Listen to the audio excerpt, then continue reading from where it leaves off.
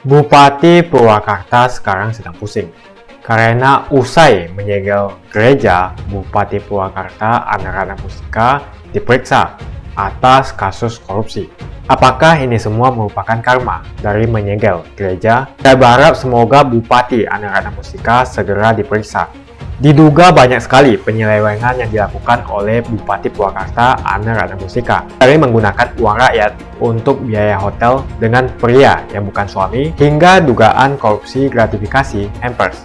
Saya berharap semoga Bupati Purwakarta secepatnya diperiksa. Bagian dibuktikan saja, toh ada bukti percakapan bagaimana rakyat diperas dan diminta uang untuk membelikan hampers. Bupati Purwakarta Anarana Mustika, Anda menyegel gereja, tapi di belakang Anda memeras rakyat dengan meminta uang. Sebetulnya sudah ada undang-undang yang melindungi umat minoritas jika ada rumah ibadah yang dibubarkan secara paksa. Buat umat minoritas yang menonton video ini, tolong dicatat bahwa bubaran rumah ibadah itu bisa dikenakan pasal berlapis.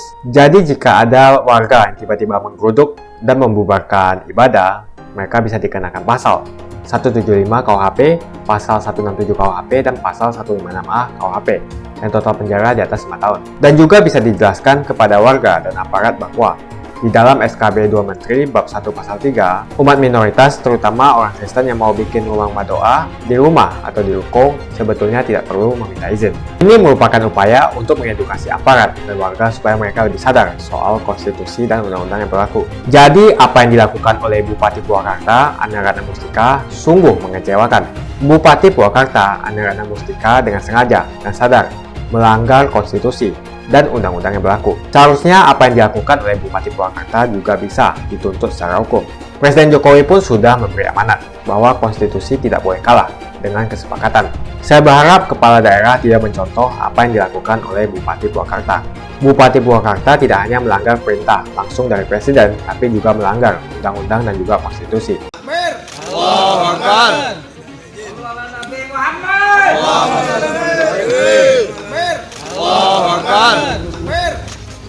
Ini adalah sebagai dasar kita menindaklanjuti penutupan ya, sementara sebelum keluarnya perizinan. Jadi saya harapkan pada gedung ini untuk mengurus perizinan terlebih dahulu ya.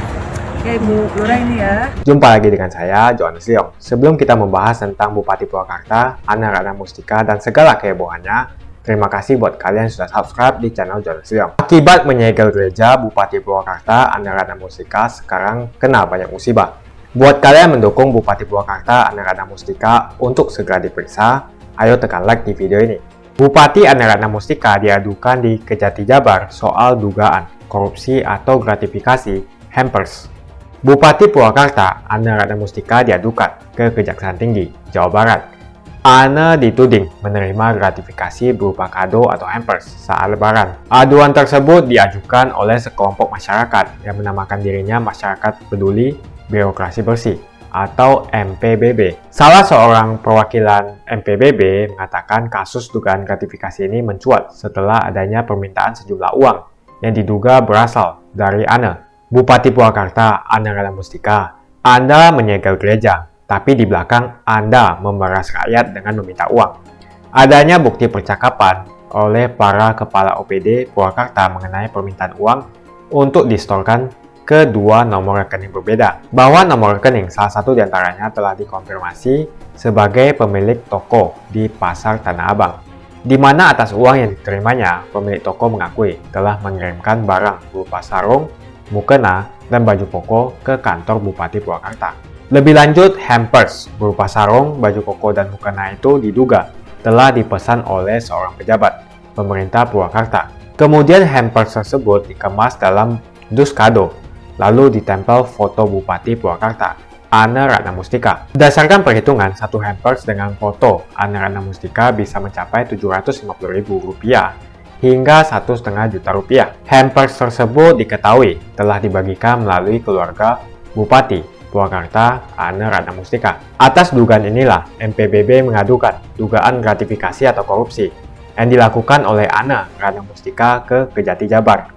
Ia berharap Kejati bisa segera mengusut laporan tersebut. MPBB melaporkan Bupati Purwakarta atas dasar telah melakukan dugaan tindak pidana korupsi Kejati Jabar membenarkan soal aduan tersebut. Ia mengatakan akan menelaah terlebih dahulu laporan yang diadukan atas Bupati Purwakarta, Ane Ratna Mustika. Sementara itu, Ane membantah soal dugaan gratifikasi hampers tersebut. Dia menegaskan hampers yang diberikan ke sanak saudaranya berasal dari kantong pribadinya. Ya iyalah, mana ada maling yang mau ngaku. Kalau maling ngaku, penjara penuh. Lagian dibuktikan saja. Toh ada bukti percakapan bagaimana rakyat diperas dan diminta uang untuk membelikan hampers. Tentu ini semua tidak diakui oleh Bupati Purwakarta, Ane Ratna Mustika. Lalu bagaimana kejadian baru-baru ini yang viral di sosial media, di mana Ane Ratna Mustika, Bupati Purwakarta, indahoy di hotel mewah bersama pria yang bukan suami. Buktinya sudah ada, apa ini mau dibantah juga? Soal dirinya yang dilaporkan, Ane Ratna Mustika pun mengatakan pihaknya akan mengikuti proses hukum yang berlaku. Jadi bagaimana pendapatmu tentang Bupati Purwakarta, Ane Ratna Mustika, tentang pemeriksaan soal dugaan korupsi atau gratifikasi pembelian hampers? Dan bagaimana pendapatmu tentang Bupati Purwakarta yang sengaja menutup atau menyegel gereja? Apakah ini merupakan karma dari menutup gereja? Tuliskan opinimu. Sebetulnya sudah ada undang-undang yang melindungi umat minoritas jika ada rumah ibadah yang dibubarkan secara paksa. Buat umat minoritas yang menonton video ini, tolong dicatat bahwa bubaran rumah ibadah itu bisa dikenakan pasal berlapis. Bisa dikenakan pasal 175 KUHP tentang pembubaran upacara agama, pidana, penjara 1 tahun 6 bulan. Lalu pasal 167 KUHP tentang masuk tanpa izin di pekarangan rumah, pidana 9 bulan. Dan juga bisa dikenakan pasal 156A KUHP tentang penodaan agama, penjara 5 tahun. Jadi total bisa dipenjara lebih dari 5 tahun. Jadi jika ada warga yang tiba-tiba menggeruduk dan membubarkan ibadah, mereka bisa dikenakan pasal 175 KUHP, pasal 167 KUHP, dan pasal 156A KUHP, yang total penjara di atas 5 tahun. Dan juga bisa dijelaskan kepada warga dan aparat bahwa di dalam SKB 2 Menteri bab 1 pasal 3, umat minoritas terutama orang Kristen yang mau bikin rumah doa di rumah atau di ruko sebetulnya tidak perlu meminta izin. Ini merupakan upaya untuk mengedukasi aparat dan warga supaya mereka lebih sadar soal konstitusi dan undang-undang yang berlaku. Dan tentu saja undang-undang sendiri melindungi semua umat beragama untuk beribadah.